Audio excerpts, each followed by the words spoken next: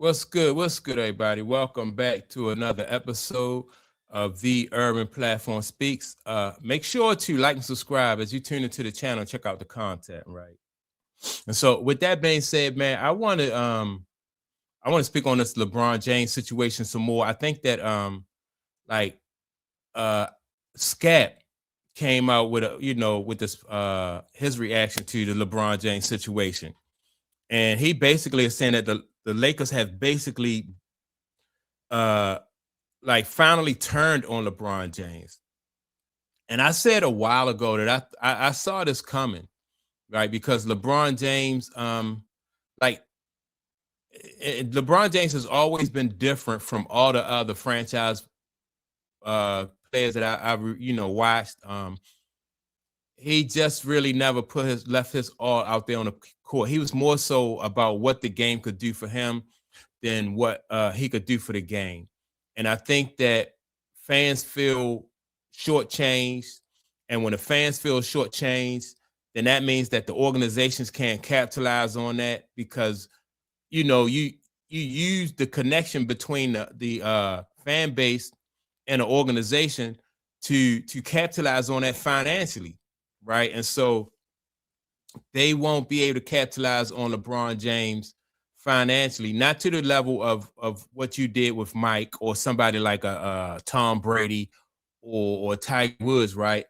Because LeBron James never had that connection with any fan base. He had fans, but his fan base is more so fractured, right? Whereas though like Tom Brady don't have a fractured fan base, whereas Tom Brady played for two different teams, but New England, everybody know Tom Brady more so as a New England Patriot than anything. Michael Jordan, a Chicago Bull, like Michael did play for the Wizards, but his fan base is not fractured because of he went to the Wizards. Chicago is his forever home, just like New England is Tom Brady's forever home. What's the other guy?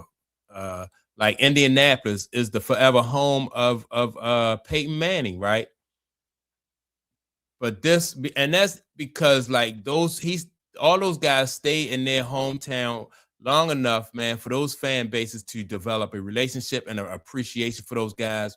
And they saw with those guys the kind of passion all those guys brought to the table. LeBron James is not that. He is not that, and I knew that it's financial. Like if these teams in this league can't benefit from LeBron James' presence while he's playing, then they're not going to be able to benefit from him while he leaves, when he leaves. And so that's why all this stuff coming up, man. Everybody is pissed at LeBron James because LeBron James did not uphold his end of the bargain. The league made him the face of the league. And with that comes a lot of work and a lot of dedication.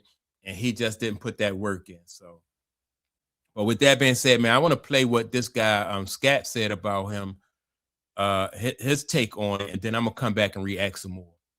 James is smack dab in his 8th NBA season with the Los Angeles Lakers. Shockingly now, twice as long as he spent with the Miami Heat.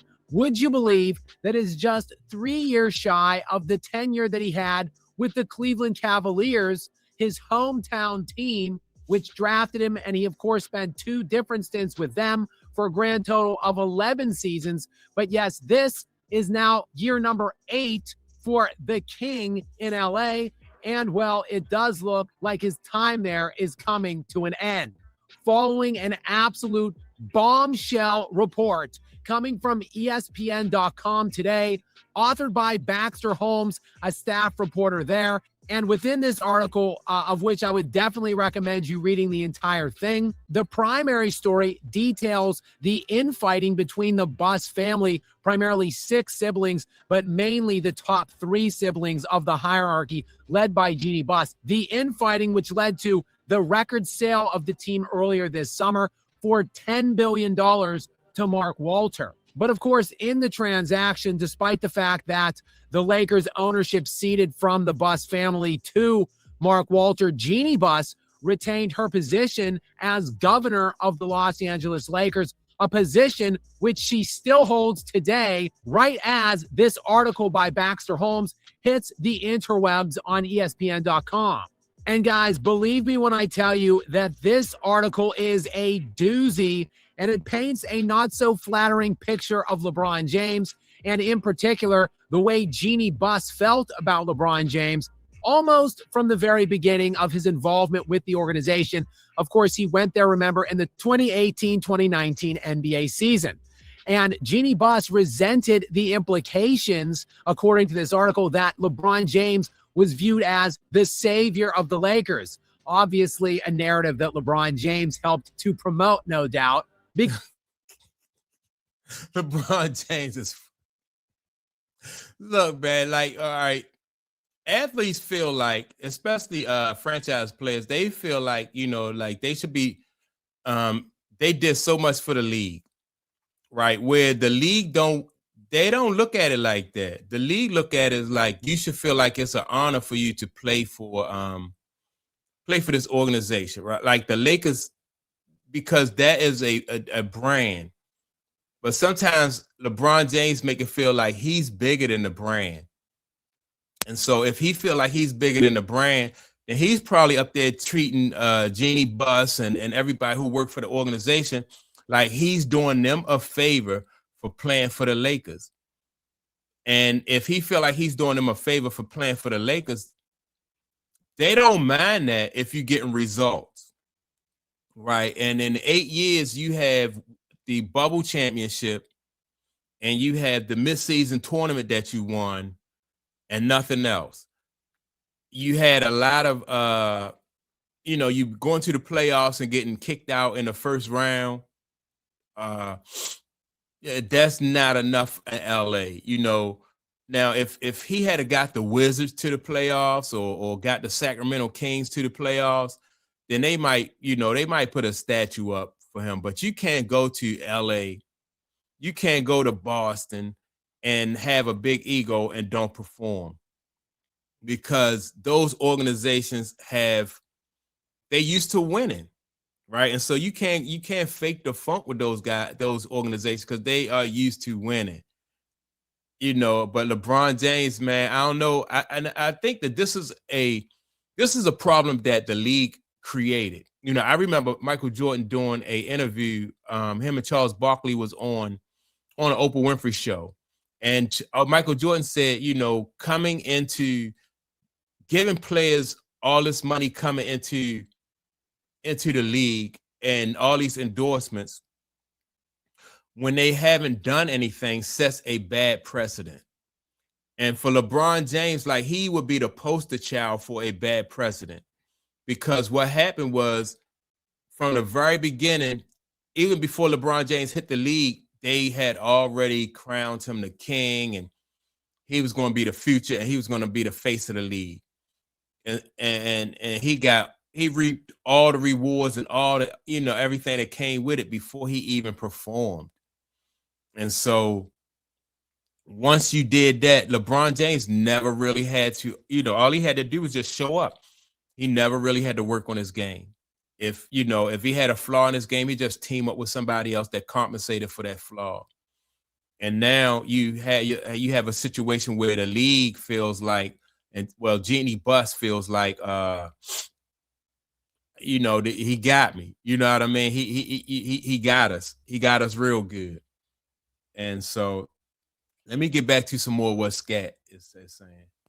They did win the NBA championship in LeBron's second season with the LA Lakers, but many people just forget or outright gloss over the fact that the Lakers were pretty stinky in King James, the Lakers' savior's first season in LA, a season in which the Lakers went only 35-47 in. LeBron, of course, deactivated at the end of the season when it became glaringly apparent they weren't going to qualify for the playoffs. Then into year number 2, well, that is when good pal and agent Rich Paul intervened. Rich Paul and his agency, Clutch Sports, that is. More on them in a moment. But yes, that's when Rich took on Anthony Davis as a client, and AD at the time was considered a top 5 league-wide player, top 10 at worst, when that is that he was healthy, which was even a concern all the way back then when he was still early on in his career with the New Orleans Pelicans. But it wouldn't be long after Rich took AD on as a client that AD would mysteriously demand a trade out of New Orleans, and not just demand a trade, but he was demanding a trade specifically and only to the LA Lakers, of course, LeBron's team at the time. And lo and behold, once AD arrived in Tinseltown, that's when the magic happened in year 2 of the LeBron James tenure. So I can see why Jeanie might be a little off-put that LeBron is seen as the Lakers savior. Really, it could be Anthony Davis, which should be viewed as the Lakers savior if we're looking at one of those two players as such, because it was AD who, yes, ever so slightly, but still led the Lakers in scoring that season, their championship run, both in the regular season and in the postseason. He led the Los Angeles Lakers in win shares in both the regular season and the postseason, and that was while he was anchoring their near league best defense. AD finished second league-wide in Defensive Player of the Year voting that season, and as a result, Davis doesn't really get enough credit for that championship I think that he deserves, and it was LeBron. See, that's crazy, right? Because LeBron James, throughout his career, have put people around the way as though Kyrie Irving had an issue with that, right? Like Kyrie Irving had some big shots when they beat the Golden State Warriors in that championship. Kyrie Irving had some big moments, but everything was about LeBron James. When he was in Miami, like when you see the way that Dwayne Wade, he played, and then who was Ray Allen hit the big shot, like. But all the credit has always gone to LeBron James. And so LeBron James was so used to getting that type of treatment. He was so used to getting all the credit, and then the media played along with that. So I don't really blame the media, because I blame them. They created this situation. The Lakers went along with it.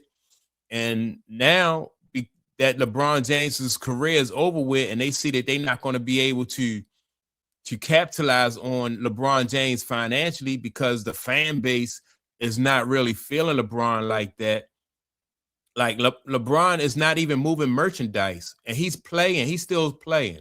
His tennis shoes are not moving, and so how can the league make money off of LeBron James once he retired? When Michael Jordan retired, the league still make money off of Michael Jordan. Even to this day, Mike Jordan hadn't played in 24 years, and the league is still making money off of Michael Jordan. Peyton Manning is still marketable.